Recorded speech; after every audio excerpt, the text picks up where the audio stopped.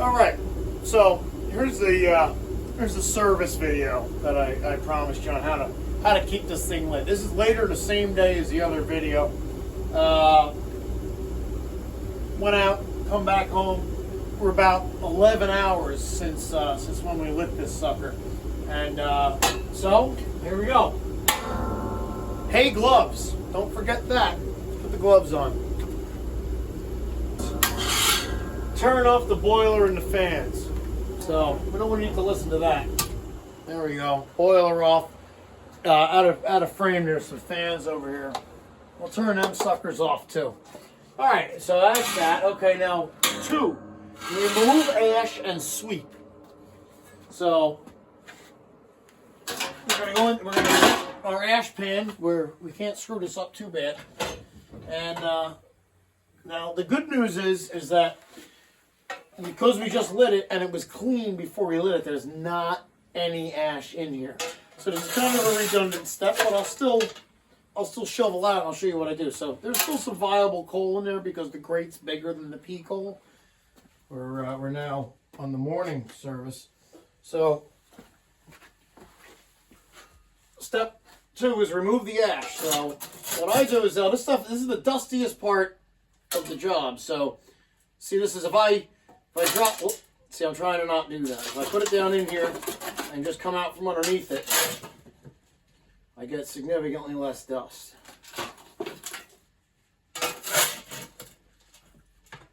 And that was a nice burn that we got. That last ash shakedown. There's not a whole lot of viable coal left in that. It's pretty much all just ash, which is, excuse me, which means we got it pretty good. So once again, what we're talking about, doesn't have to be perfect, but I want to get the bulk of it out of here. And there we go. So that's about how much ash comes out of this thing in a single service. So you get three services, and that pail is right full. So, forgot. One little last step to do here is to make sure the door closes all the way. I sweep the sill off. Give that a little broom in like that. And then we can close her up, and I close the air off. The idea of taking the ash out first is that you know, the ash will be from last time I shook it down, which is one of the next steps. As we shake it down, the ash falls into here. It's still red hot, so no sense in putting that in the pan. We'll wait until it cools off. So once it cools off, we pull it out. We throw it in after the last service. So had this been lit for days on end, we'd be pulling a whole mountain of ash out of here. But that's all we got right now. Just a little bit. I might even pick the good part out of that. But it's cheap enough to throw away if you really feel like it. So we'll close that sucker up. Get rid of our shovel there. And here's the tool. So this tool goes on to our shaker grate, and you can open it up, take a look in there. If you want to see what it looks like, I'll be happy to bring you over. So this is what we're dealing with in here. This has been running for about 11 hours, almost 12 hours, pretty far up. Now you see how everything in here it's just coated with this ash. You see how it'll come right off of it. So that's what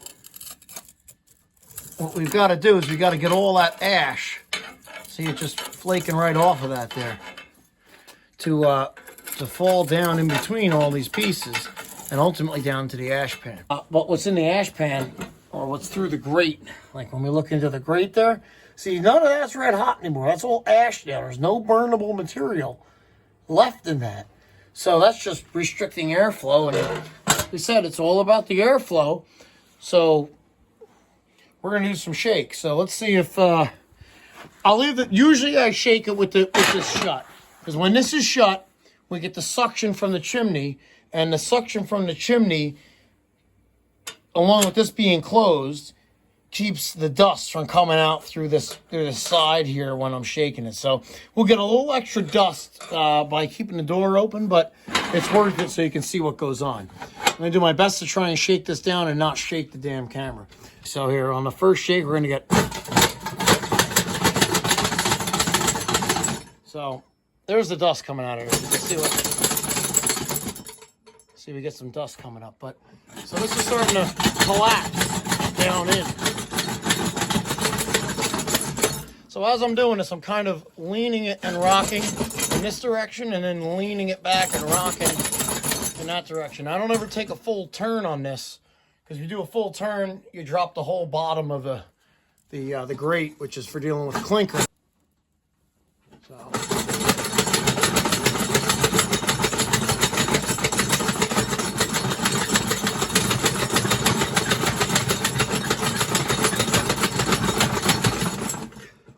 Now, after quite a bit of shaking, we've got a little mound of ash in there with some of the red hot passing through. Anything that's too small. But if you look, we're getting air through the center of the fire here because it's getting that little pale blue flame. But around the edges, around the outside, you see that's still very ash plugged. So we're going to slice it. This is the tool I made up. I put a little barb on the end to be able to grab, and it's just flat stock, nothing fancy. And I go down in along the edge of the fire pot here like this. I try and get as far down as I can without getting into the grate. And then what I'm going to do is I'm going to work my way up. I'm going to work my way up through it like this. I'm going to pull up from the bottom. And what this does is this gets all the lumps kind of flipping around on each other, and the ash goes to the bottom. So I just kind of toss things around. Oh, there was a good one there. Here, let's see if we can see that.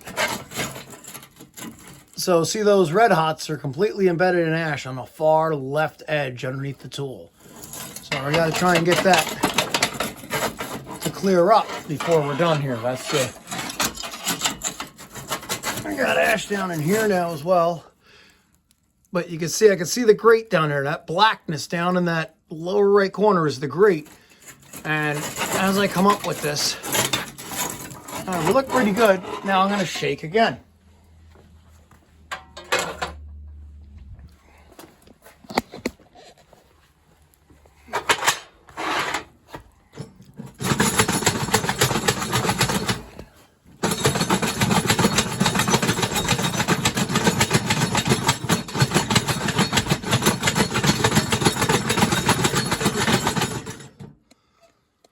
Okay, things seem to be pretty well in order here. So after our first poke and shake, we still got some ash down in here. It may be very difficult to see on the camera, but I get some stuff out of the way. So right here, that's... See, I don't want to see any of that dust in there that's plugging up my airflow. So we're gonna toss these coals a little bit more. Usually I do this with two up. Look at all that ash. See all that darkness in this. We're gonna keep flipping this. You can see the result. We've got it all tore up in there. And I'm gonna put the slicer back to where it's stored. So if we go back to our list here, we had shake, poke, shake. Poke includes slicing or poking. If I do a slice, I don't need to poke. In the next video, I'll show you what I mean by poking. I poke it up from the bottom with a different tool. That's part of the 5-minute service, the quicker service. So, okay, so back to our list here. We got shake, poke, shake. Then it's to close the bottom, open the top, and remove the water. So we got to finish our shake in here. All right, so we'll give it a little shake again.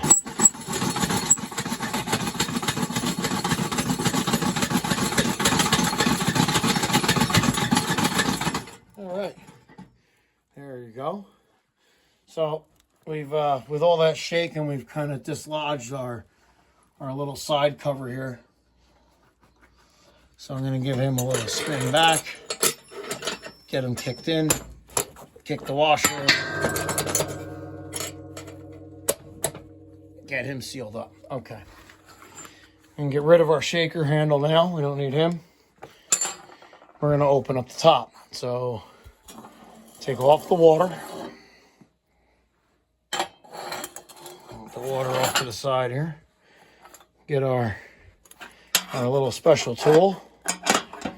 Open them up. Well, we got 2 portals open at once, so let's close that up before we get some fumes inside.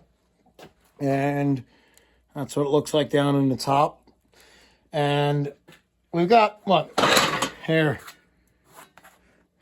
We got exactly about half a pot. So that's when you know you're getting it right, when there's like half a pot of heat in this thing. So that's all red hot. There's nothing we could possibly do to this thing that would make it go out. And yeah, all right, so add coal and level. So let me get you set back up in a position where you can see what the heck is going on. So there we go, all right. Because I got some two-handed work to do here. Okay. Once again, there we go. Nice bucket of coal. Come over here. We send it right in. Very simple.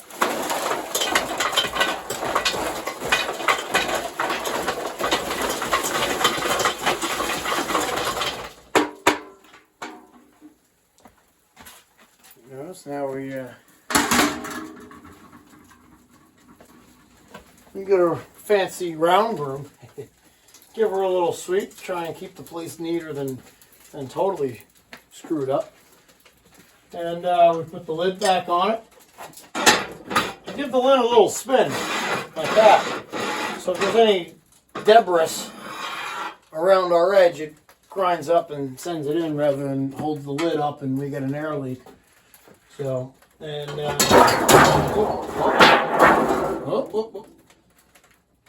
set that on there and put this guy back up. I use these tin signs just as kind of heat shields. No sense in subjecting the furnace's motor and control gear to that kind of radiant heat. So we got our pot back on top. We're going to top it up with water here. So we got our preheated containers of water and a little dab from that right full to the top.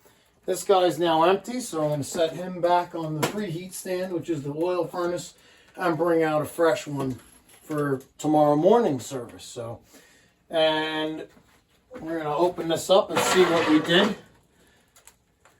Got a little pile in there, so let's bring you over, and I'm going to bring some light over with it this time, and hopefully I can juggle a light and a camera at the same time. So sorry about this here. This is a little messy, but yeah, we gotta do what we gotta do. Okay, so there's what it looks like inside. We're really tall in the back, so it's easy enough with a glove on. I just reach in there and just kind of. Yeah.